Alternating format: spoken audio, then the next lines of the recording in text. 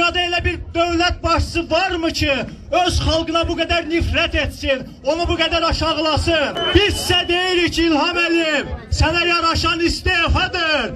Bir ağızdan istefa! İstefa!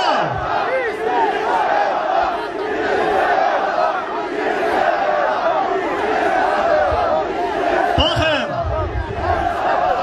müxalifətə olan kinini, hüccəsini dilinə gətirir.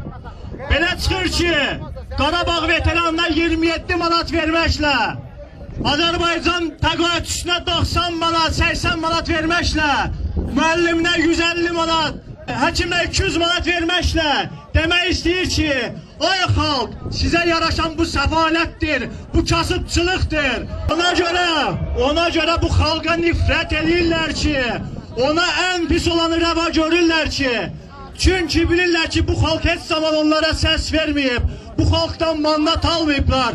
Ona görə o kinin, o nifrəti bax bu şəkildə ifadə edirlər.